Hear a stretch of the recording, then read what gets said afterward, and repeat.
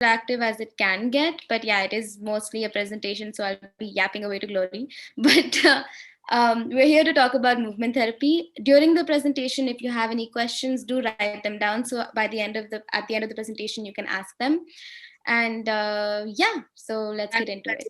Can get, but yeah, it is mostly a presentation, so I'll be yapping away to glory. But Yeah, perfect. Muted. Yeah, okay, cool. I had something else to say. Does anyone have any idea about like movement therapy before we get into all of the technical terms and stuff? Uh, does anyone know what it is? Does anyone have like a vague idea? Anyone wants to share what they know? Come on, I see dancers here. Not really. I think it's something related to letting out the internal energy outside or taking the energy from the external source to the inside, depending on the emotions that we have. I mean, I don't know. That's what I think it is. Correct. Anyone else wants to take a guess? Okay. Anything you want to say, add to, you can, there's a chat box downstairs. You can, I mean, down in the down, like that bar downstairs. Wow, downstairs. Sorry.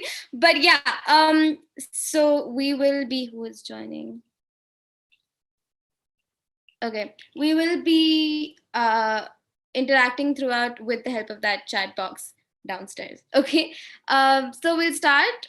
I will start sharing my screen to show you the. Hold on.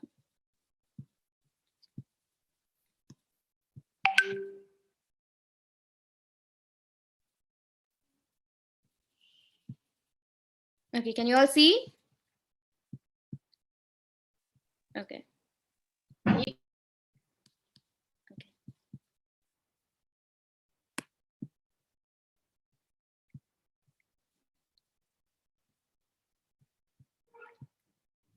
Okay, so movement therapy. What is movement therapy? Now, to understand movement therapy, we need to understand the significance of movement therapy and the effect of movement on our emotions and our states of being. So now, like, I'm sure you all have heard of the runner's high. Runner's high basically refers to the endorphins and the neurotransmitters that exercise releases into your blood. So endorphins are called the feel good chemicals because they produce feelings of happiness and pleasure. So you'll observe that if you're into dancing and exercising and, like, going to the gym or running in general, if you do that on a regular basis, you'll see that every time you exercise, every time you do something that involves movement, that involves expelling energy, you feel more elated, you feel more um, content, you feel more happy, you feel better. If you're especially feeling down, you can notice a drastic change in your bodies and minds. So, like, I'm sure a lot of people here are dancers, and we see a significant shift before and after dance class in our, in our energy levels and the way we feel. So that's basically the runner's high. Now, what are the endorphins that contribute to this runner's high? Mainly, we have dopamine, norepinephrine, and serotonin. Now, dopamine is known as the feel good hormone, and it's a hormone and a neurotransmitter that's an important part of your brain's reward system. If you know that you're about to do something that is pleasurable or something that brings you happy, for example, eating a donut, the brain releases dopamine to prepare you for that activity, because that is basically signaling your brain, saying that, hey, you're about to eat something that brings you pleasure, brings you happiness. Similarly, dopamine is released during exercise, because during exercise and after exercise, we feel accomplished and we feel like we've done something good. We feel like we've, done right by our bodies. We've contributed to our well-being. So dopamine is responsible for this feeling of accomplishment. Basically, it's like, okay, this exercise has rewarded you with this feeling. So that's dopamine. And then there's norepinephrine. So norepinephrine is also called noradrenaline, and we have epinephrine and adrenaline as well. But mainly, we're talking about norepinephrine. Basically, It's both a hormone produced by the adrenal glands and at the same time, again, a neurotransmitter. You've heard of people say that, adrenaline rush. I couldn't feel the pain because there was adrenaline rush. Now, when we go on stage and we've hurt our ankle and we still dance on stage, we don't feel the pain in the ankle. A lot of us have experienced this. When we're doing something exciting, but if you're experiencing pain anywhere in the body, it goes away. Now, norepinephrine is responsible for this. Like, when there's adrenaline in the body, you don't really feel pain anywhere, and you don't really feel sick also. Like a lot of us, when we have fevers and stuff, when we used to have fevers, we can't do that during the pandemic. When we used to have fever and all of that, we used to go to classes and we used to come out of class feeling better, dance classes or the gym or going for a run. Or during a woman's menstrual cycle, when she's having cramps, people often recommend walking or doing a little bit of jogging or exercising to alleviate the pain. So this is the hormone, I mean the neurotransmitter responsible for that, the endorphin. And then we know serotonin. A lot of us have heard of this neurotransmitter. It's basically the happiness hormone.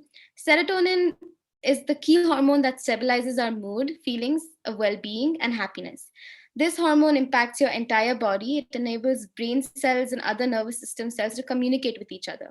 Serotonin also helps with the regulation of sleeping, eating, and digestion. So yeah, basically, we've heard of a lot of people say, I'm low on serotonin, that's why I'm sad. Or I want to eat chocolate because I want to get, there's a rumor that chocolate helps secretion of serotonin. Actually, more than serotonin, chocolate releases dopamine. But yeah, chocolate also helps the release of serotonin. Anyway, serotonin is basically the happiness hormone. So you see how these three are all responsible for someone feeling good, feeling accomplished with dopamine, feeling exhilarated and like painless, like without pain, and feeling happy. These are all the benefits, the mental and emotional benefits of exercise. Now, exercise, any form of exercise involves movement. So that's basically what we're trying to do here. So we've established that movement has a positive effect on our mental health and our emotional states. So, mind, emotions, and body. What we collectively sometimes fail to remember is that our bodies and minds are so deeply connected that emotions can literally manifest as physical feelings. We all know this. Emotions are often felt in the body, and somatosensory feedback has been proposed to trigger conscious emotional experiences. We often experience emotions directly in the body. Numerous studies have established that emotion systems prepare us to meet challenges encountered in the environment by adjusting the activation of our cardiovascular, a skeletal-muscular, a neuroendocrine, and autonomic nervous system. So, yeah, if you can see the poll, you can just, answer with the help of your mouse. Just click on the answer you think, you resonate with. So yeah, you see in this chart here that this is a vague example. This is not really an accurate example. It's just a picture. But yeah, if you've noticed the emotion of anger, where you feel it, you usually feel it in your head. You feel it at the back of your head. You feel it in between your eyebrows. Fear is largely felt in the chest region. And 1 second. Monish, am I supposed to launch these polls? No, you're good to go. I stopped it. Oh, okay. Yeah. So, fear. You usually feel fear in the midst of your chest. You feel happiness in your chest and your gut, but it's a different feeling from fear. It's more of a feeling of expansion and lightness, if you've noticed. Sadness, you feel a lot in your throat. Sadness, sorrow, you feel it in your throat. Now, these are very generic experiences of emotion in the body, but it can also differ from person to person, regarding different emotions, because sometimes people, when they feel fear, they experience pain in the knees. That's why people say weak in the knees. More than fear, anxiety does that. Anxiety and fear you feel in the knees. So it depends from person to person, depends on where an emotion is being channeled in the body, what is happening. So yeah, but it's safe to say that the link between emotions and bodily states are very prominent. And this is also reflected in the way we speak of emotions sometimes, phrases that we use as human beings. We've all heard of phrases like bride getting cold feet. anxiety, cold feet, like, you know, uh, and heartbroken when you go through something like a breakup or a loss of a loved one. And our favorite songs might send a shiver down our spine. Now these are all phrases coined by people because they experienced emotions in their body, and that's very universal. And we often don't realize this. When we're overcome by emotion, one small tool that people can use if and when they're battling like strong emotions is to become aware of what the emotion is doing to your body. Becoming aware of what the emotion is doing to your body automatically makes you stop being so consumed by the experience of that emotion and makes you the observer. Now movement does this a lot solely because you are taking your attention from inside the head, inside what's happening in the body, to the movement, to movement where your focus is shifting from like inside your whatever is causing you that emotional distress to like the part of your body that's moving. So we've heard of concepts like the placebo effect, where our body literally reacts positively to something that isn't medication, solely because we believe that it is medication. So our thoughts and minds have a powerful impact on our physical being, and our emotions amplify our thoughts. So it's safe to say that our mind has an effect on the body because of placebo effect, and emotions are what amplify thoughts put out by the mind. Now, like where we everything has momentum. Emotions, thoughts, feelings, these are all frequencies. They're vibrations that affect us and our immediate surroundings, and some may even go as far as to say that the effect extends far beyond our immediate surroundings. And this is experienced in our day-to-day lives. When we're like feeling a certain way, we walk into a room full of people can pick up on like what we're feeling. We bring energy into a room, we bring what we are feeling into a room. um, People can read energetic cues. Frequencies are these are very subtle things, but they're very noticed. They go unnoticed also, but like the undertone of these things is they're always at play. So when this is the case, it's safe to say that there's a constant momentum, there's a constant like um, you know uh, processing happening with respect to thoughts and emotions. And this directly impacts how we come off. Our body languages, the way we present ourselves, the way we interact, what we feel, what we think, and what we do. Everything is all interconnected. So how does movement come in here? What does movement do? Now, movement therapy, what is its business being in between mind, emotions, and the body? And why is something like movement therapy given importance? For this, it is important to acknowledge that emotions, as powerful as they can be, can also act negatively against us and lead us down negative spirals. This affects our body. The same thing is at play and vice versa. When our body feels unhealthy, that can directly result in a dip in our moods, as a dip in our moods and our mental states of being. Movement art and therapy can bridge the gap between the mind, body, and emotions and help us become increasingly aware of our connection to these three things and the connection between these three things. Movement helps connect these three to this through a state of flow, enabling changes of emotions and changes in the state of our emotional in the state of our emotions. By channeling what we feel and think into movement, a lot of heavy emotions that weigh us down are being given a direction. So, this is the flow state. I'll read this out for you. In positive psychology, a flow state, also known colloquially as being in the zone, is the mental state in which a person is performing some activity and is fully immersed in a feeling of energized focus, full involvement, and enjoyment in the process of the activity. Practices like dance, yoga, basically movement, enable this state of flow. Now, again, I mentioned that something about stagnation. Now, a lot of things that we feel tend to get stuck inside our heads, inside our bodies. We feel intense sadness, and what happens in scenario one, someone feels a lot of sadness, cries, and then just stays put wherever he or she is, lies down on the bed and just doesn't move for like 8 hours to 24 hours. Now this person, it's going to take a longer time for this distress to be elevated. It's going to take a longer time for this person to come out of this bubble of distress. However, if this person was crying after crying and crying, and then after crying would like go for a walk or would like do something to move to enable this flow state where emotions that this person is feeling is channeled into an activity, into an outside process. It's basically channeling whatever is stuck on the inside and giving it momentum to flow through and out of the body and then be released and then be expressed.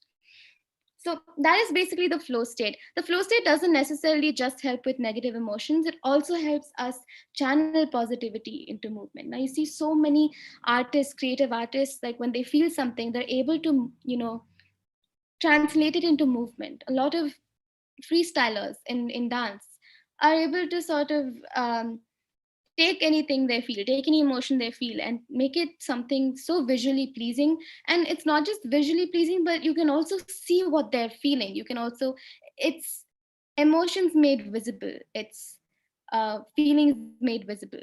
So that's basically the flow state, where there's a flow between uh, flow through like the mind, emotions, thoughts into movement, into the body, in energized focus and full involvement. So now, in order to further understand the significance of mind body practices and processes, we have to recognize the importance of mental health. Mental health refers to cognitive, behavioral, and emotional well being. It's all about how people think, feel, and behave. I'll read this excerpt from the World Health Organization so that you have a generic picture. In recent years, there has been increasing acknowledgement of the important role mental health plays in achieving global and developmental goals, as illustrated by the inclusion of mental health in the Sustainable Development Goals. Depression is one of the leading causes of disability. Suicide is the second leading cause of death among 15 to 29-year-olds. People with severe mental health conditions die prematurely, as much as 2 decades early, due to preventable physical conditions. Despite progress in some countries, people with mental health conditions often experience severe human rights violations, discrimination, and stigma.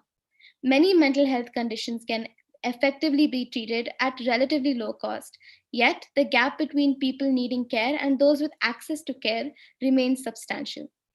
Effective treatment coverage remains extremely low. Increased investment is required on all fronts for mental health awareness to increase, understanding, and reduce stigma, for efforts to increase access to quality mental health care and effective treatments. Now, we know that mental health is the need of the hour, especially in this day and age where there's so much influx of information, there's so much going on in the world, there's so much negativity. If not negativity, there's so many things that interplay in everyone's life, especially uh, causing stress, causing a lot of, we have so many avenues in human life. There's relationships, there's job stress, there's personal health, there's mental health, there's physical health. There's so many things that one person needs to maintain. And in the light of that, if mental health is not given importance, this is what happens. This is especially like we in our country, mental health in India. This is just some information. It's not, there's a lot more data, but this is only selective data about a few things. 1 in 5 Indians will suffer from depression in their lifetime. 42% of private sector employees have general anxiety disorder or depression. 150 million people across India are in need of mental health care interventions, both short and long term. 46% of private sector employees report extreme stress as a result of their work. Now, this is just in the corporate world.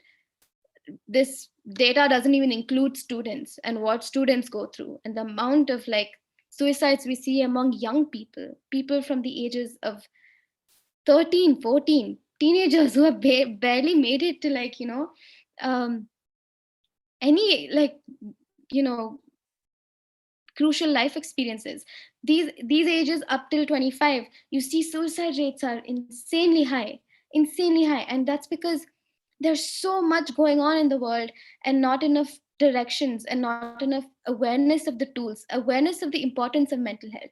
We get checkups for our bodies, we get go to the hospital, go to the doctor whenever something's wrong with our bodies, but mental health often is neglected. Getting help or getting therapy is looked down upon by a lot of Indian families. In the world we live in today, like mental health is no different than physical health and should be treated so. Like if someone has a fever, we get concerned, right? We should get as concerned if someone expresses mental distress and equip ourselves with the right tools of knowledge on how to address that situation. So I think we know and we made it pretty clear that mental health is the need of the hour and it's important. Now, how can movement therapy help in this area?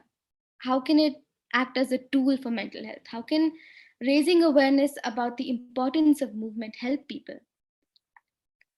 So, back to movement, as mentioned with the earlier slides, what movement does here is channel emotions, channel thoughts.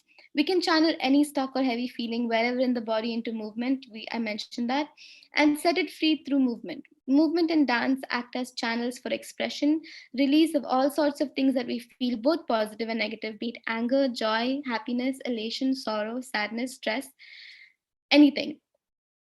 Our breath and our bodies can so easily alter our mental and emotional states of being, taking them from negative to positive, from undesirable to desirable. And movement therapy is about exactly that. It's about increasing the awareness of the connection between the body and the mind. It's about exercising our ability to uplift our own selves through movement and uplift one another. When we know how to uplift ourselves, we learn how to uplift those around us and carry positive and energy into whatever we do in our lives. So it is crucial if like anyone here anyone here knows people who live excessively sedentary lifestyles, who sit for 8 hours a day or 12 hours a day in front of a screen because of their corporate jobs, and do not have the time to go even for like a walk and just directly go home, or then resort to rest because they're tired from the stress being in front of like the laptop for so long, resort to like sleep and rest right after that, and just have time for like eating, sleeping, working. This is the worst thing a human being can do for their health, both physically and mentally. Exercising, moving is so important, at least 20 to 30 minutes a day, if not more. It is something that can help us stop mental illnesses in the long term. I mean, like reduce them significantly. Adding a little bit of exercise does so many things, does wonders for people.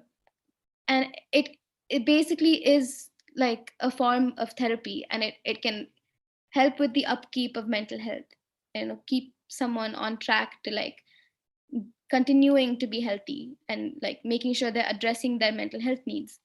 So in conclusion, in a world where increased knowledge about mental health and well-being is the need of the hour, it is important to equip ourselves with the kind of knowledge that can help us be able to take charge of our mental health and emotional well-being.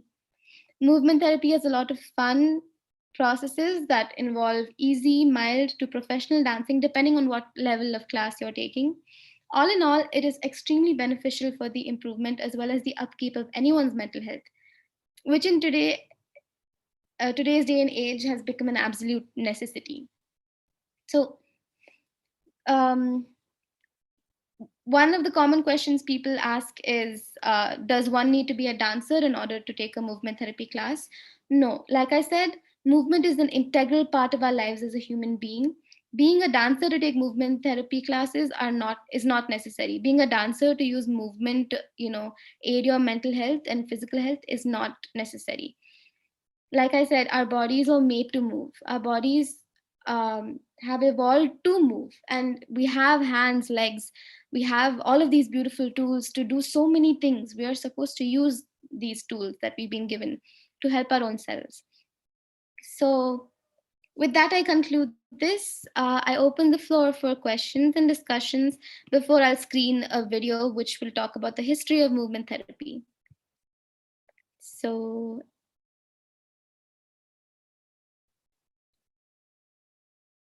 does anyone have any questions?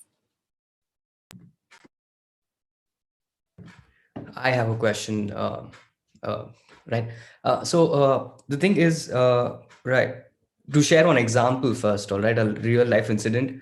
Uh, I have a very stressful job, and apart from which, there's a lot of other things that we keep doing that stresses out, us emotionally, mentally, and physically, right?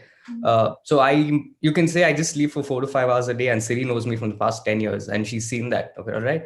So, but recently I started training myself in contemporary dance form, which exhausts me, right? So I started, dancing for 3 hours every day, getting trained basically, and then I come back home in the night, right before sleep. I've tried this, all right. In the past 1 month, I've tried it. I split 2 weeks, and for 2 weeks I just went to sleep after work or whatever. Just ended my day, went to sleep straight, struggled to sleep, right? The next 2 weeks I moved for a couple of minutes, say 15-20 minutes, and trust me, I was knocked out. And when I say move, not like heavy dance moves, as simple as a stretch or bending down or just lunges, and my god, the effect it has, I was so taken aback by the effect it has. And I'm somebody who's not very into fitness kind of a thing, but after that I'm like, shit, fitness is very important, right? So my question, that was my experience. And to ask you my question, Sam, uh, so just say, how do you assign meaning to movements? For example, I'm a dancer, right? I know what I'm trying to express. So most of you here, for a person who's not a dancer, who doesn't understand movement, how do you put meaning to his movement or her movement and tell him this is what you're going through and this is what you're moving? For example, how can I showcase sadness if I'm somebody who does not know how to dance? Yeah. So, first of all, yes, movement does uh, make you sleep deeper. Like you will notice that if you exercise, if someone into regular exercise, you sleep deeper on the days that you've exercised, that you've hit the gym. You sleep better. You get more sleep. If you've not really, done enough exercise throughout the day, or like you've not done it for a significant amount of time, you'll notice that people are more restless sleepers. They don't get enough sleep. They don't get enough long hours. So this is an experiment I think everyone should try. Like go a week without doing anything, or like Siri's always sleeping. She's not. She's one of the most hardworking girls I know. Yeah. So Not if you really. if you've already like gone a week without exercising, then you already will notice the difference. Get into exercising right away. See how much better your sleep gets, how much better your sleep cycle gets. And if you are aware of like how good it is for your sleep, try not exercising for 3 or 4 days, especially if you're used to it, doing it on a daily basis. Your sleep is just going to like I don't get sleep if I don't dance for 2 days. Shruti, correct? No, yeah. Shruti knows what it feels like. Yeah. So to answer your question, so this is basically, so in a movement therapy class, like the video I will screen next also will like have fragments of answers that will make sense to you. In a movement therapy class, we're basically made to be aware of what we're feeling. Like someone who's like movement therapy instructor will like make you more aware of what you're feeling where, and that'll help you understand which part of your body is involved in this emotion that you want to expel or express or channel. And then we originate movements. For example, if I feel heavy in my chest, if I feel heavy here, then we start with like movements, and we start with things that help the chest region move, and other parts of the body basically flow through that area to like clear the clutter here, clear the burden, clear the heaviness, right? So there are multiple processes in movement therapy, in a movement therapy class, that actually really help, one, someone notice where they're feeling what they're feeling. Two, give them the appropriate tools, give them like movement tools, choreography, simple movements that any human being can do, even if they're not a dancer. So, does that answer your question?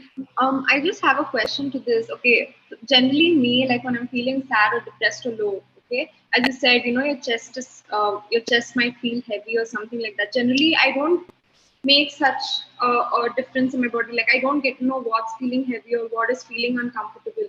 It's just that my mind is very low and depressed. So then, how do I get to know that which part of my body is feeling heavy to like let go the emotion?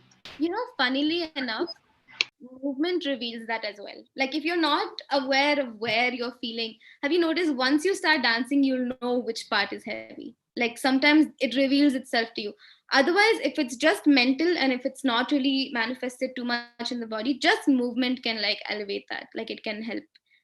So I mean, there's no way, I'll tell you, like, and give it to you in writing. There's no way that an emotion cannot be dealt with or channeled through movement. I mean, yeah, there's no way that it can, because it's bound to happen. Like you'll notice every time someone either experiences that runner high, or like actually goes for movement therapy or goes to a dance class, you'll definitely, if there were, they put like they test people's brain waves and stuff, no, if that test was present, they would definitely have like a significant difference in the readings. So We are going to probably come out with that pretty soon. oh yeah, why? Yeah, that's because we want to show people the differences between the wavelengths Yeah. when you do something, when you don't do something, and how do you understand what is destructive for your mind and what is not destructive for your mind.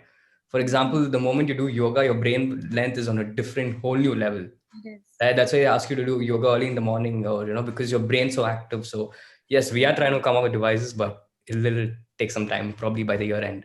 So if you enroll for any of these classes, you're right, there will be a significant proven data to show you this is what you had before joining in. Since you're doing this is what it's measurable by the machine. So that's definitely going to bring a change. That's exciting, isn't it? That's really cool.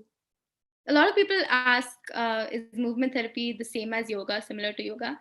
Movement therapy focuses more on like movement and the channeling of emotions. Yoga focuses more on breath. It's both of them have fragments of both of the things in each other, but breath also is a very significant thing in movement therapy. Also, there are processes that help you use breath and movement together. But yoga focuses on breath because if you've noticed, when you're angry, your breathing changes.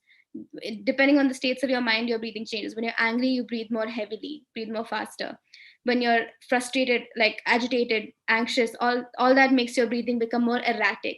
When you're calm, your breathing is longer, it's deeper.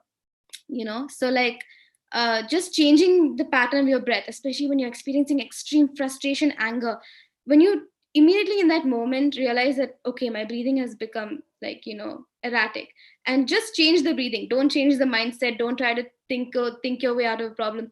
Breathing can help you out of emotional distress more than thinking your way out of an emotional problem. That works more. Like you can just start deep breathing, like, okay, I'm upset. Change already. Like you start deep breathing, you already start feeling lighter in the head region. Breath has significant effect, and that's the beauty of practices like pranayam, yoga, all of that, because you incorporate breath into asana, into movement, which is even more effective and better. So yeah, movement therapy does have a lot of yogic practices as well, but it focuses more on movement, and yoga focuses more on breath. So Will movement therapy bring an awareness as a human being in general, in your it day-to-day activities? it will, it connects your mind body movement, it connects your mind emotions body mind body connection, basically. Like it makes you more in tune with your mind and body and connects the two. So there's no different, so it makes one more, like you'll notice people have more control over their like coordinations as well, and that affects the brain, the way the brain thinks, the left brain, right brain. There's a lot of like science to it. There's more, this is a more generic sort of like seminar, but like if you dig deeper, you'll find all of these things, like in different ways it helps and stuff like that. So yeah, does anyone have any questions at all? You can type it also. So we've established that movement therapy helps with dealing with emotions and stuff like that. But can it also help with dealing with emotional blocks or even mental blocks? That's exactly what it does. That's exactly, because what are emotional blocks? Basically, they're emotional blocks are basically blocked regions of your body and mind caused by emotions, right? Like I said, like if someone hasn't expressed or expelled sadness, it sits there and it gets internalized.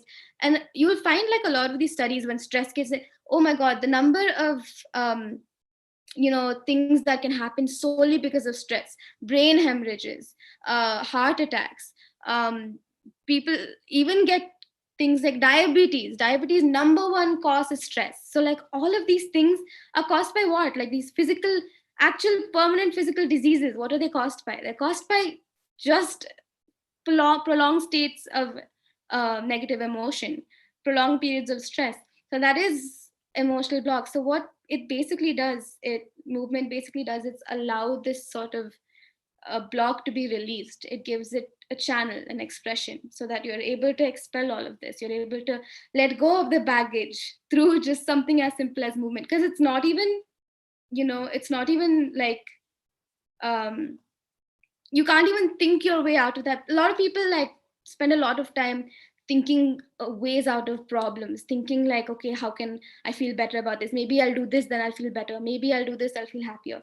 It doesn't work as a simple, session of yoga would work, or like, it's that simple. It's such a powerful tool.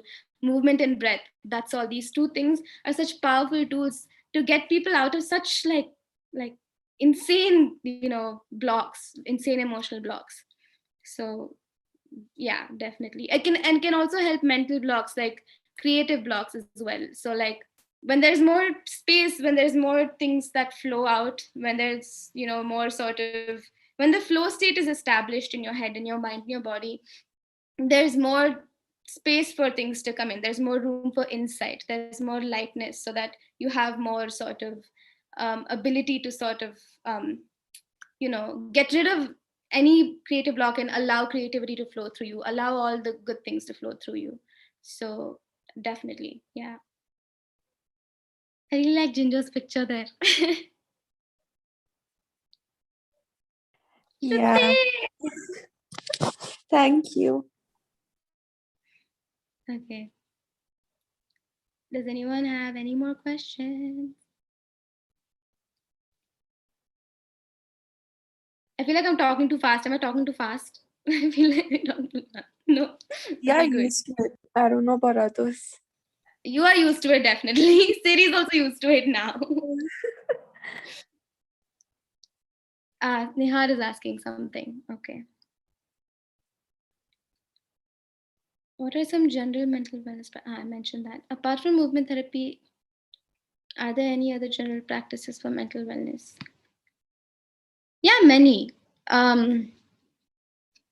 There's a lot, like you see, cognitive behavioral therapy will tell you a lot, will talk a lot about just changing certain attitudes, certain patterns in your day-to-day life.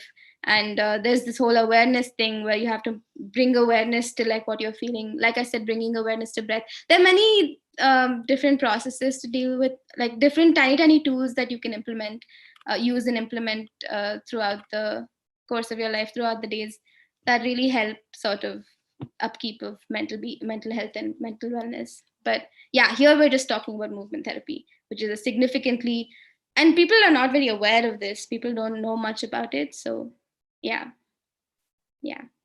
Even if the takeaway from this workshop is just, oh my God, I need to go running every day, at least for 20 minutes, then I'm glad, because that's such a crucial thing, such a crucial thing to move and exercise. Apart from movement therapy. Okay, thank you. Okay. I have a video I want to show you guys. I'll show it if everyone's done asking questions. Just to add to Nihal's question, Nihal, apart from movement therapy, yes, there's, if you're talking about something on a physical level, there's yoga, there's dancing.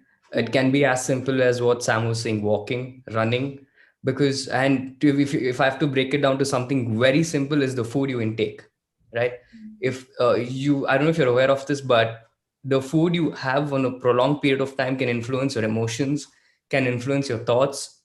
It can just influence your entire process of how your mind works, right? So if you're somebody who's not into fitness, and if you're looking at something, or maybe you're somebody who's looking at starting off on a very basic level, I'd say start off by keeping account on what you have, and just research through the effects of food, that what effect of food can cause. Like junk food can cause a lot of stress. Like it's a factor to cause stress, trust me. If you go and read, there are beautiful videos on food science. If we had known, we could have shared it earlier. But if you follow us on Instagram, you will get to know a lot. So to answer your question, yeah, just be aware of what food you're having. Second is your sleep cycle. It's very important. And I'm sure thanks to COVID, it's been ruined for all of us. We don't have a differentiated sleep cycle because we are working and we're sleeping in the same space, right? So we've lost the essence of differentiation. And third can be is just incorporate. I don't know Nihal personally, so I don't know if he's a person who's into fitness and movement. So just incorporate simple movements, Nihal, like walking for 10 minutes is going to create a massive impact in the way your brain functions, right? And, fourth can be just have one conversation with somebody you really like, or just have one conversation with a person that you can talk to on a daily basis, right? Because trust me, being, Soulful Minds was started basically because of personal reasons of being in depression, multiple failed relationships, not able to cope up with work. So when you share a lot of things, you just lighten up your mood, right? And you can go on, trust me, just take up dancing classes, Niyal. Like that's going to change the way you look at life and the way you look at stuff. So I hope that answered your question. I mean, these are things that just coming up to mind right now, but we'll try and get back to you with answers. Right. The tools are plenty. Completely agree, 100%. Vulnerability, all of that. These are like things that need their own sessions. They need their own seminars.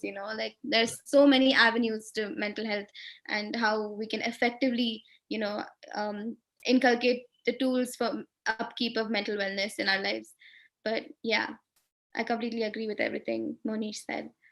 So, having said that, I will be screening a video. Does anyone have any other things to say, share? This is a safe space. So, anything you want to ask, share? Anybody? Okay. If not, I will screen share now. Okay, hold on. Thank you, Nihar. Thank you for sharing. Okay. We are going to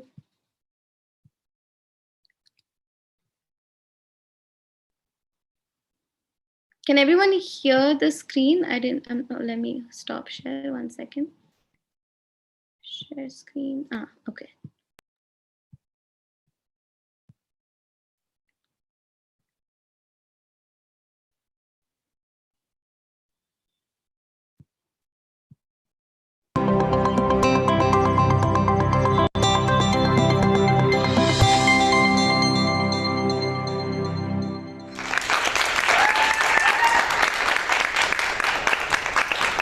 Sometimes the simplest question is the most difficult to answer. The question here is, what is dance therapy? The difficulty is in describing it to you in a short period of time. Okay, she's talking about dance therapy. Same applies to movement therapy as well, okay? It's just two different terms for the same thing. But I'm going to try, because one of my most favorite things to discuss is the use of dance as therapy. Now, James Brown, the legendary musician, had some very sage advice for us. He said that the one thing that can solve most of our problems is dancing.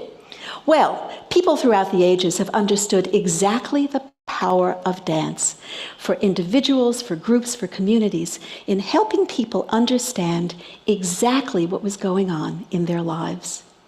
Because movement is a basic form of communication. In fact, movement is our first form of communication. And in dance, the movement that's inherent provides us with opportunities for socialization, for building community, for developing the vitality within us, and most importantly, for expressing our innermost thoughts and feelings. The body reflects personality. Movement does not lie. So let's think about this for a moment. Think about walking down the street and you see somebody with a decrepit body moving very slowly. And you look at that person without even talking to them and you think, something's probably going on in that person's life. Or you yourself might be walking down the street and feeling really exuberant and happy, and you're smiling. And what's happening with your smile is that it's infectious, and people are looking at you and they're smiling with you. They don't have to say a word because they see in the shape of your body, in the rhythm of your movement, that something is happening inside of you. Well, that's what the dance therapist does. The dance therapist looks at the shape of the body. They look at the rhythm of the body. And they understand that when connecting with clients, that through their dance, clients reveal their innermost life, that the voice of their life comes out.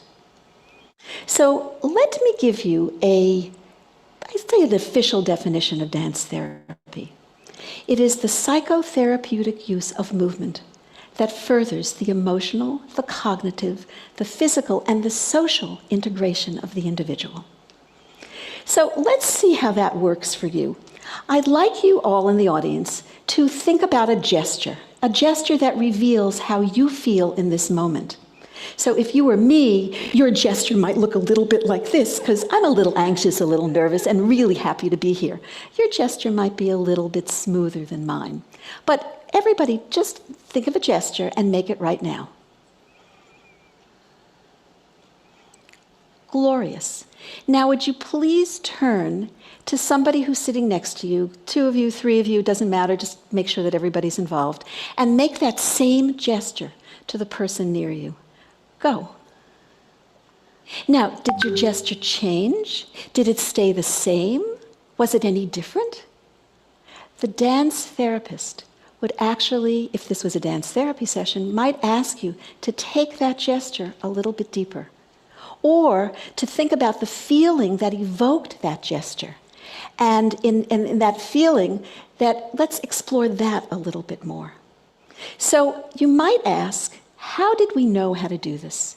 Well, there were pioneers in dance therapy scattered throughout the United States. They were dancers, they were choreographers, and they were dance teachers. They taught a lot of classes. People walked into their classes, and they often felt one way, and then they would walk out and they would feel another. And what these dance therapists, who were all, by the way, had extensive dance training and psychological knowledge, they all understood the power of dance to energize. And they understood in watching their clients and their students that the holistic view of the individual had to encompass the mind and the body. From their collective wisdom, the field was born. So today, there are dance therapists all over the United States, actually all over the world, who have extensive dance training and extensive psychological knowledge. They work with people who are people of all ages. They work with people of all races, creeds, colors, cultures. They work in inpatient facilities and outpatient facilities with psychiatric patients. They work in medical facilities, nursing homes, schools, daycare centers. They work with a range of clients who all are in need of expression and help. So there are many different goals that these dance therapists all over the world are working with, and they're fairly generic. There are goals there about body awareness, goals about developing awareness of an inner sensation. There are goals that have to do with overcoming isolation. Many of our clients are alienated from society, and when we're connecting them with others, they have more of a social feeling and they can develop more of their life force and their energy. So it doesn't matter whether these are generic goals, because every dance therapy session is a little bit different. You might work differently with children than you would work with geriatrics. You might work very well, very differently with people just like you and me in private, when dance therapists are working in private practice, than you'd be working with an inpatient psychiatric client. But regardless of who you're working with, what is very present is that the dance therapist does not use prescribed movement. This is not like a dance class. This is a situation in which a dance therapist will encourage clients to do any movements that comes to them from their inside, from their inner resources. So any movement is absolutely possible. So let me explain to you how this might actually work in a dance therapy session. So I'm going to spend a little time explaining group work, because group work is most prevalently used within psychiatric hospitals. And group work often has 3 parts of a session. And the session then will have a warm-up, will have a development, and will have a closure. In the warm-up of the session, often we are in a circle. And we start in a circle because a circle is egalitarian. Everybody is seen in the same way. The therapist and the clients are all together, and they are equal. In this part of the orientation part, a dance therapist will often put on some music, and the music will have a steady beat, because rhythm binds us, and rhythm is a connector. And the rhythm then will be taken on by the clients. Some clients, if they hear a very steady beat, will be moving very slowly, because rhythm actually is infectious. More sort of outwardly excited clients might have a very, very steady beat, but it will bring along those who are a little bit more reluctant. So we have rhythmic connection, we have bodily action, we're looking around, we're seeing who's here, we're saying hello and good morning. The more we move, the more our bodies are stimulated, the more our energy is moving, the more our emotions can flow. That spills into what we call the development section of the session. And in the development section, there's room for exploration. The explorations are all about taking risks and finding out how I can really go more deeply into how I'm feeling. This risk-taking can sometimes be the conscious mind, but sometimes the unconscious comes through. And we talk about that in terms of the symbolic being revealed. There are clients who sometimes don't really know how angry they are, but they're walking around and they're clenching their fists. Their unconscious is coming through. Or they may be somebody who's really excited about what's going on in their lives, and their treatment is moving in the way that they want it to. They can't talk about it, but they're revealing through the shape of their body, through the rhythm of their body, a deeper connection. So the symbolic is a very important aspect of the dance therapy session, because it helps us bring up what's going on inside. This then moves into the closure portion of the segment of the dance therapy session. In closure, we are literally saying goodbye.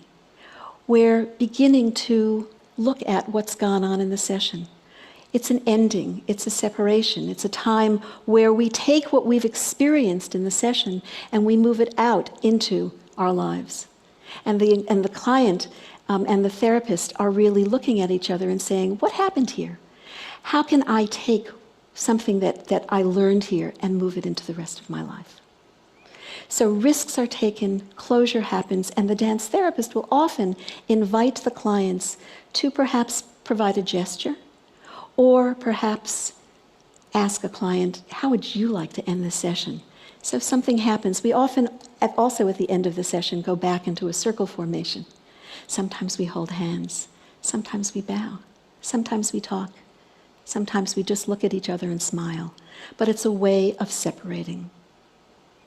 So what we have are these three parts of a session that provide opportunity for awakening expression, awakening our vitality, awakening us to the possibilities of the connection between our emotions, our minds, our bodies, and our social feeling. So as you ponder what I've said about what is dance therapy, I'd like to leave you with something about the session. The dance therapy session is the choreography of the emotions in the service of the clients. I'd also like to leave you with something about what the dance therapist does. And I'd like to say that the spark of life started with a movement, and dance therapists use those sparks to ignite feelings in those whose lives have dimmed.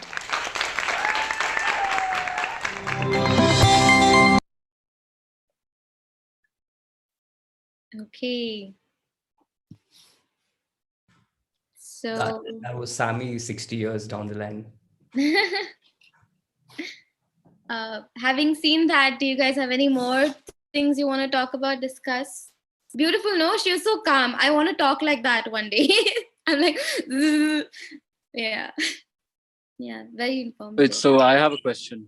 Mhm. So in the video, she talked about dance therapy session, and is that disconnected from normal dance classes? Like, what's the differentiation between a dance therapy session and normal dance?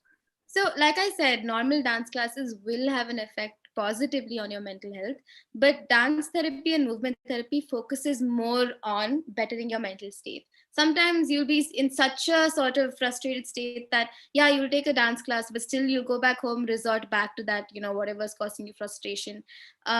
It can temporarily help you. So, like dance therapy, movement therapy is more catering to people's mental health than a dance class. A dance class can have choreography or just like a workshops will generally just focus on choreography, and it's like it's very good for mental health in general, especially if you're a dancer. Taking dance classes is very good for you, but movement and dance therapy focuses more on what's happening here, what's happening emotion wise, what's happening thought wise, helps. And like she said, through all those processes, helps you integrate all of those things and use those things as tools for the flow state, as tools for movement, as tools to express. So yeah. So basically, it means that in movement therapy, you assign meaning to your movements, right? Yeah. So Yeah. yeah, that's what the instructor will do. They'll assign meaning to your movement, or uh, or they can start off saying, like you start off in the beginning saying, my chest is hurting, and what do I do? Or something. Where are you carrying the emotion? So in Yeah. dance class, they choreograph a sequence or something, but in movement therapy, uh, we come to a solution asking what is a requirement for your movement. For example, you said, right, why is your chest feeling heavy? Are you carrying some emotion? And you'll have movements in relation to the body part that's hurting, basically, right? Whereas in a dance class, you have the entire body moving, or you have choreography to do, or you have sequences, but that's not the case in movement therapy, right? So Yeah, at the end of movement therapy class, you're going back with the meaning to your movement. yeah. And And end of you know dance what? class, Yeah, yeah. yeah, No, end of dance class, you're going back with the sequence. That's the difference. yeah. Right. You know what? Like, if you look for meaning in any movement, you'll find it. Like, Right. our lives are filled with movement. What do we all do? Like, take attention to like what we do when we're like excited. What do? We jump up and down, or we like, we move our hands. We have all these things that we do regarding, during different phases of our lives, during different feelings. If we actually look in, even if we walk into a dance therapy, movement therapy class with no agenda, with no sort of like, okay, I don't have any, heart is not broken, I don't feel anything, I'm fine, you can still take a movement therapy class, because you will experience that flow state regardless, because as human beings, we are ridden with feelings and emotions, and not just, and by feelings and emotions, I don't mean, okay, sadness, okay, happiness. It's not really that drastic also. Today morning you could be feeling, okay, today is a nice day, or like, oh, today is kind of gloomy. It could be subtle as well, and all of those subtles also have expression in movement, can find expression in movement. There are things that you do every day, like, okay, you drop something, you hear a loud noise, what do? Okay, there can be a movement for every single feeling, emotion, thought, and you will find that you carry out these movements throughout your life, and you just pay attention to that. It's not like, oh, I'm going to assign you a choreographed thing that'll help you come out of this particular emotion. No, that emotion already has several things that could represent it. There can be several things that you do physically when you're feeling a certain emotion. A lot of people, when they're like sad, like to crouch inside, crouch down. A lot of people, when they're happy, they just like to stretch. There's movement in everything that we do. I'm moving right now trying to explain so much. It's such an integral part of our lives. So yeah, in movement therapy classes, there's just more attention put on all of that. So like it digs deeper than the usual, just like choreography and Yeah, digs Okay. much deeper. Okay, thank you. Oh, one question I had. Okay, I'm sorry. The thing is, for somebody who's not aware of what dancing is, what movement is. Okay, now if I have to join a dance class, I'm going to choose a form and I'm going to join that. Simple, right? But for movement therapy, like how do I know when I should join, right? And is there like segregations of classes or sessions in movement therapy, or it's like just one movement therapy? I don't care what you're going through, just come and join in a group, and we'll work on whatever needs to be worked on. So now, again, like any therapy session, it can be tailored according to what each individual needs. And in a collective class as well, even if it's a generic class, the instructor can like make sure to know what is the agenda for each person. What are they feeling? What do they want to feel at the end of the session? So all of that can be taken into account and incorporated into the syllabus that is designed. It's flexible. Like it's not that, oh, different age groups should have different there's no really, because all age groups, all human beings throughout their lives, they have movement is an integral part of their lives. So yeah, but it can be tailored. Like there can be personal training sessions, all of that, like all of that can B. Sorry, I got a message. Yeah. So there's no like definitive segregation per se. It can be tailored in accordance with what someone needs and what someone's looking for. So yeah.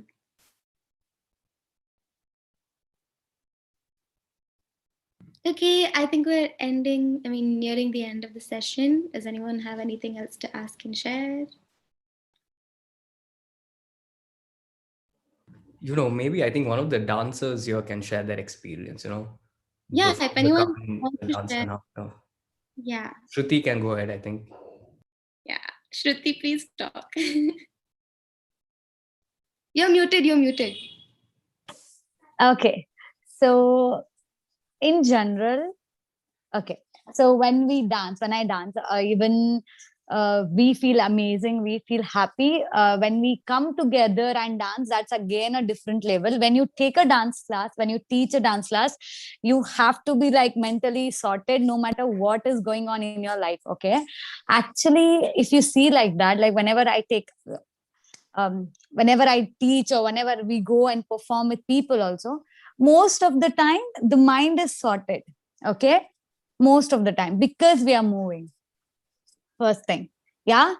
Second thing, no matter what is happening, you cannot really take, because you're supposed to be, you're supposed to teach and you cannot be really having those emotions while you teach, right? To any profession, I think. So we because we are dancing, because we are moving, because we have so many things to do or something, like at least to we don't pretend. Dancers don't pretend much. I have seen people who are extremely crazy while dancing. Like there's a dance form called crump where you are really aggressive all the time, like you are you know yeah, you are just portraying uh, uh, that thing in you, like how you will be angry or how you might be sad, or how you might be sensual, how you might be really happy. So for dancing, if you see like that, there's so many forms which derived for specific region. Even if you see like that, whacking is something which is only done with the hands and upper body, which is done, it is derived because of the LGBT community. uh, in 1970s, people weren't allowed, like men weren't allowed to be real be something which is not feminine, be something which is not appropriate for the people to watch. Yeah. So they used to be having a clubs which are only for these people, and that was not legal. Okay. So people used to come across and then share how exactly they are feeling by just movement of their hands and the upper body. So like this, there are dance forms everywhere which derived for some or other cause, basically because of the mental trauma what everybody is going through. But again, when it comes to some class like this, it's so basic, so nice to have something like this, which is just deriving from, which is just helping each other. It's even dancers, non-dancers, it's for the people's well-being. And you just know the simple things, simple tricks, what you can do to make yourself happy, and you just do that and you feel happy. Yeah. Yeah. That's you mentioned, art and dance is so revolutionary, right? Like it has shaped generations. It has given a tone, it has given colors to like cultures, generations, time periods. And there's so like imperative to these stories, that stories of rebellion, stories of identity, stories of expression, of communities altogether. All these things, like art, movement, dance, all these things are such, they're jewels of the world, the global society, right? So I really like that you brought in the whole whacking and LGBT community. Yes. Yeah. Yeah. Actually, there are people. So there are so there are so many rules out there in India. Maybe aa gaya hai, but before India, there's so many rules came out because of the whacking dance, or because of the LGBT people, because people started exploring more, and people started opening up about their sexuality, and they started accepting. People started accepting and everything like that. So many people, even the mental health nowadays in India, mental health, having a mental illness isn't a big thing, because if because I'm damn sure कि तुम भी तुम्हारे कोई दोस्त का breakup का story, you would be solving one or other thing. So I do think कि, there's so many people available to talk to, but it's always best to have somebody who is who is there for that work, who is always there for, who is specialist in that and who is taking care of somebody's life in a, to make it better, to just coach them through the difficult times, and just get the person out of it, and you never know what that person can become, right? Yeah, therapy is so crucial in this day and age, and crucial as in, even if it's not mandatory. I can't even, like, I'll be honest, like, as progressive as my parents are, as on board with a lot of things that I try to talk to them about, they are. I still say, I want, therapy, I want to go to therapy, I want to talk to somebody. They're like, what is wrong with you? Nothing's wrong with you. I mean, that's what we face, right? I mean, because they've been conditioned to think that, okay, having a mental illness is a bad mark on our upbringing, or it's a bad mark. But it's just, it's not to be looked at as a bad thing, as much as we visit the dentist once in 6 months, right? We have regular doctor checkups. The brain is no different, the mind is no different, right? Why is that something to be ashamed of? Why is it taboo? And therapy is such a, even for people who are not battling mental illnesses, I've seen people who just have that opportunity to share something, that share their life events, share what's going on with them, to be very revealing to themselves. They learn more about themselves through interacting with other people. It's Yeah. because people can hold up mirrors for you, right? People can tell you, this is what you're feeling because this is what you're going through, and you can speculate about that, introspect, and it's very, like, communicative, open, and safe, and it enables someone, to like grow and like become more comfortable with whatever they're going through, and have someone guide them. So, like, I think therapy is very, very overlooked in our society. I mean, it should be talked about more. Mental health should be talked about more. Therapy should be talked about more. um yeah, they're very, crucial Yeah. in these. Yeah, I just want to add on one point. As he said, like talking to somebody, whom you feel that you should share your things, any one person in day to day life, it's so important, is what I feel. Because even I in the like during lockdown, I kind of cut off from everybody because I had a chance to cut off from everyone. Okay, that was a good thing. Okay, that was a good thing. I cut off from everybody, and I was like, I was just doing so well with my life, and and then there was a point wherein you have to talk to somebody or express your feelings to somebody. It might be male, female, it might be grandmas also, it might be grandpa, it might be your parents as well, if they are really open to you and everything. I think talking to somebody every day, or and going for a walk, basic things like that, going for a walk, or going or just playing music and jumping at the same place, is also gonna help you from getting out of the things, or just to start your day in a very better note. And also telling some good things about you that you are not feeling right now. Like, you say some good things, like say that I'm good, I'm doing great with my life, even though you are struggling. Or if you say something which are like a positive affirmation, if you say like this and you start your day, there will be a very, what do you say, there's a much different way of you looking at a life in a very big scale, is what I can tell. Yeah, 100%. I agree. Just to add to that, oh, sorry, go ahead. No, no, Yeah. yeah, go ahead. Right. No, this is just to bring back a concept where you said, 150 million Indians need help. Yeah. That, let me tell you, that is pre-COVID. That research was done in 2017, right? And 2 years past that, we have the COVID. So, that number might be just 300 million Indians need help. And when I say help, right, it's not like you need to visit a psychiatrist or you need to be judged because you're depressed, so go talk to somebody. No, that's not the case. It's as small as talking to a therapist and understanding your emotions, right? And as small as understanding why I'm not able to focus in my career or in my work. So during the pandemic, let me tell you, when we were servicing people all over the world, basically online, the queries were as small as I'm getting up at 1 o'clock in the afternoon and I don't know what to do after that. What should I do? I mean, dude, what can I or my therapist tell you what you need to do at 1 p.m. in the afternoon? We cannot. But when we understood the basics of the question, it's because their mind stopped functioning the way it used to pre-pandemic. Right? They knew what they were doing at 1 p.m.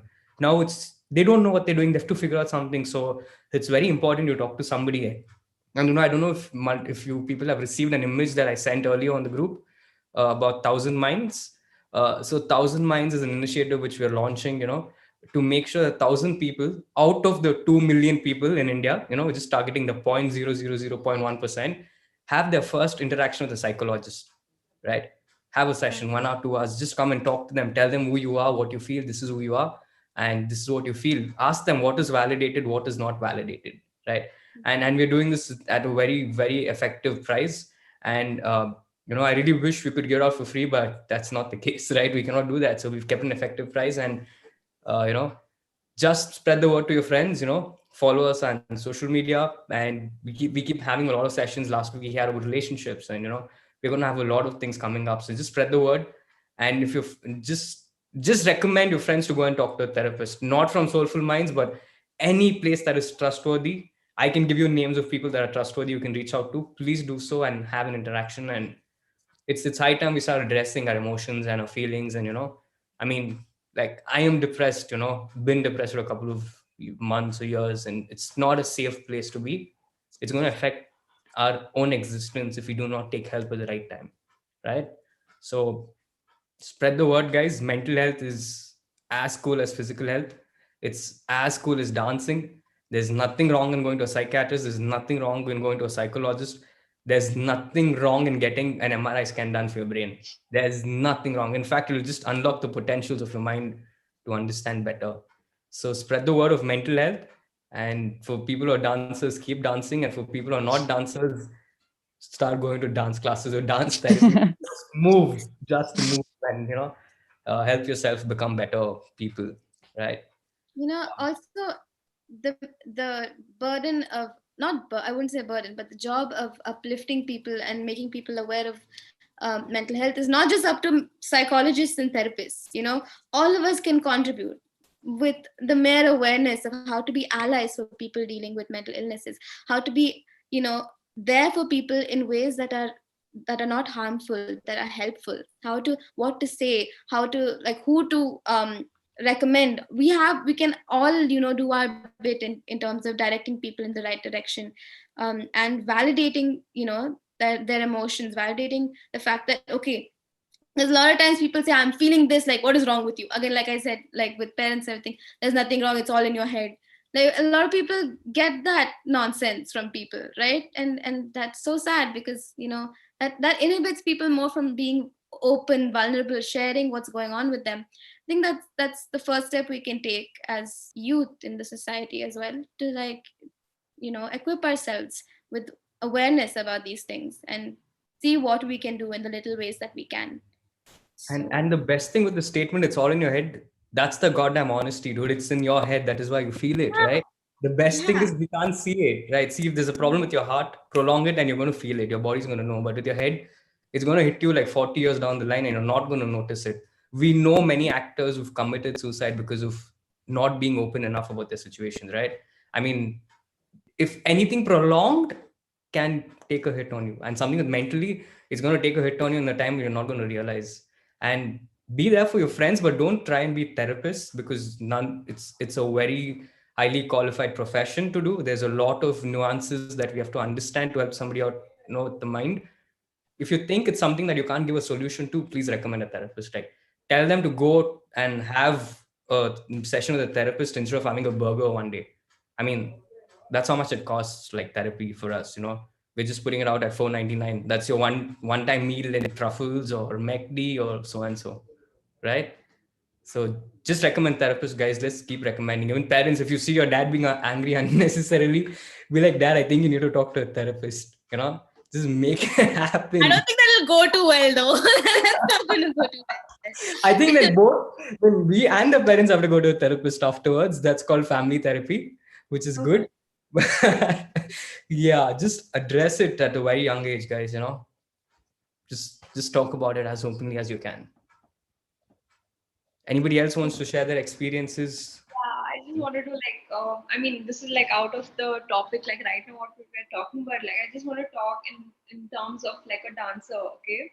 So like for example, there's a piece which is about being happy and vibrant and loud and energetic, okay? But then this has happened to me so many times.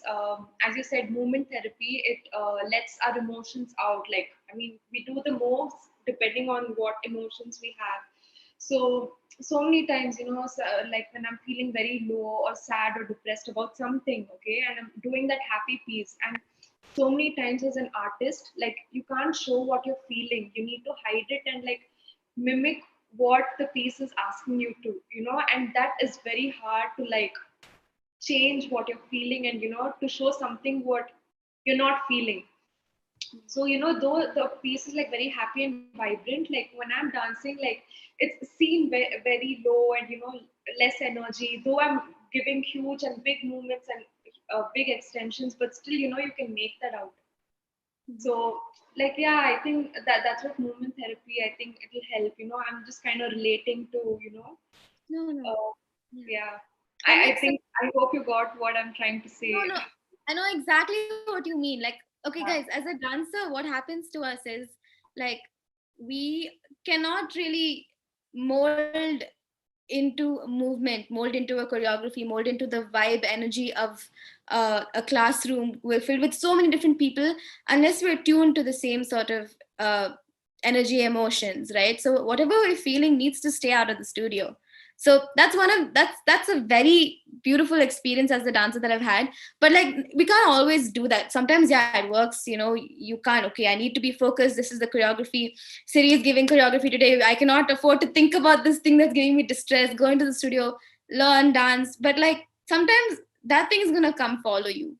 The best thing that you can do with that is let it be. Like what a dance class does, what movement does, especially if you're carrying heaviness, like I said, there's inevitable change. Yeah, you might not be able to tune into the frequency, you might not be able to. There are days when I've run out of dance class solely because I was not in the headspace, not in the heart space. You know what I'm saying? I could not match the energy of people around me, and I was on a low that was not even the vibe of the class. That's why we say no, the class vibe. So but then that's okay, that's completely okay. It's not that okay, movement is the antidote to like this and has to work. No, sometimes maybe you need to sit on a rock and think for 2 hours. It's not, I'm not saying that the only way to like deal with this is through movement, and movement, if the movement doesn't work, you're doomed. No, movement will work in its own time. Like it works, sometimes it works, and sometimes it's not for the day, that's all. And but when it does work, you're not able to leave whatever you have baggage outside the class, and you have to bring it inside with you. Sometimes it does wonders, because like you said, if you're carrying sadness but it's a happy piece, there is some sort of intermingling between those two energies. There is some sort of like change happening, because you are channeling another energy altogether, another emotion altogether. And like we say, we can trick the brain, right? Like when we smile, chumma smile, even if there's nothing to be like happy about, if we smile a lot, we can trick the brain into thinking that we're happy. Similarly, if you frown, simply the brain will think that you're sad. So like you said, embodying an emotion can really change over time, gradually, whatever state that you're in also. So yeah. I just wanted to add on one thing. It's not really a question, it's more of a this thing. Because there are so many dancers, or at least a few dancers here, I just wanted to point out that one way we can help. So I know dance class and dance therapy or movement therapy is completely different, but I think one way we can kind of incorporate dance therapy in dance class is also to, like Sam said, the vibe of the class. I've been to classes where I've been at my lowest and I've stepped into class and it's completely changed my whole week. Forget the day. One very final example is series class. And I've been to classes where I felt amazing while stepping in, and I stepped out feeling like, I'm sorry, pardon my French, complete crap. So I think as dancers or even instructors or choreographers, one thing we can do to help is kind of bring, or at least try to bring out a different energy while we're like, I'll make it a safe space at the very Yeah, least. exactly, Right? set the intention. Yeah, Yeah, some people Siri doesn't. really fail to understand that. Yeah. So maybe you can educate, like if you do know someone, or if you do step into a class feeling, you know, like things could have gone better, maybe you can, in a very nice, polite way, educate them. Because especially dancers who dance professionally, So the thing is, it's dance is not like any other job. Other jobs, it doesn't matter what state of mind you're in, you can go sit behind the desk and get your work done and leave at the end of the day feeling, you know, not half like you don't have to put in that much of a mental this thing. But with dance, when you step into the studio, you really have to put all of your emotions aside and give in a lot of, you need to have a lot of mental strength to get through it. It's not just physical, it's not just steps, it's, you need to be focused, and it can be really tough. So especially for, professional dancers and choreographers, I think if you can educate someone about this, please go ahead and do it, because it might help out a lot of people later on. Requires a lot of, especially like professional dancing, competitive dancing, a lot of awareness. You need to be right here, right now to catch the Yeah. next thing or Yeah, you're out. exactly. Yeah. There's So a million things to think about. There's the technique, there's the choreography, there is the instructions that are being specifically given. Most of the times, each step has a specific, I wouldn't say technique, but something specific that needs to be added on to a single step. And there's yeah, 10s and 20 steps like that. So it's really yeah. extra effort. And the least people can do is at least try to, keep up the energy and, the vibes, and try to make you feel better while you're at it. You set Yeah. the intention. Now that becomes a little blurry when it's a heavy piece or it's like something that's sadness. But yeah, definitely setting the intention, making people realize that, hey, we're dealing with something heavy today. If someone cannot handle it, being sensitive to the groups, Right, being sensitive, exactly. like you remember, right, guys, the Purandi, Trishal, Siri, Nasim, you've all taken my class. And make sure to make people do this thing before classes start, right? Yeah, you remember. Shake for a good 5 minutes, because that really, again, enables movement, so that everything's like I ask you to imagine, to expel everything, anything that's bothering you through the shaking, yeah, Trishal. And it goes, imagine it going to the sun. Something as simple as that, 5 minutes to set the intention, even if it's not an action or even if it's not a ritual. You can just be like, hey, today we're dancing this piece. Is anyone not okay, or anyone, not going to be able to handle this, heavy piece or choreography? Or just saying, whatever you're feeling, just throw it out the window. Today we're doing this together, we're all happy with this, with that. So just sort of, addressing the group also can be very, Right. very, Yeah, so like can, Sam said, being sensitive to emotions and addressing it, and, you know, not enforcing things on someone who's, emotionally and physically incapable of it. Just people need to really be educated, especially in this field. Like I said, I know dance class and dance therapy are different, but that doesn't mean that, I mean, if so, like I said, if you can educate someone about this, please go ahead and do it, because you'd be, doing the community a huge favor, all in all. yeah, 100%. Thank you so much for adding that. That was such an important point. Okay, it's 8:37. Monish, do you wanna like? No, I'm done. If unless until somebody wants to share their experience, we exceeded time. But people have been patient and they've been staying not bad. Like, if So you guys want to talk more, we can talk all night, just saying. But like, I know everyone has to have their dinners and stuff. So like, if there's anything else you want to discuss, we can discuss it and then wrap up for tonight. Thank you guys for coming. It's, today was lovely. So like the earlier person said, whenever I enter a dance class, like whatever day I might be having a good day or a bad day, whenever I enter, I embody the lyrics of the song or the song itself. So if it's a sad song, I turn into that person. Like I embody that emotion, and I exit out of the dance room with that emotion. So I don't know, like, is that a negative thing or a positive thing? Not really, no. That's just your ability to embody emotions, I mean, it's not affecting you on a deep level. Then as human beings, we experience all sorts of emotions. We experience at least 3 different emotions throughout the day, right? So that's okay if you're able to embody. In fact, that's a very beautiful skill to have as a dancer, to be able to embody the emotion of a song, to be able to embody the vibe of a class.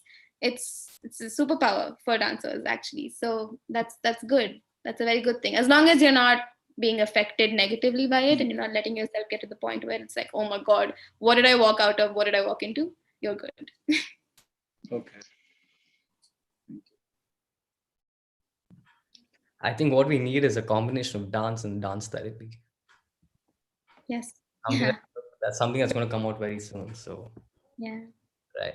Anybody has anything to share?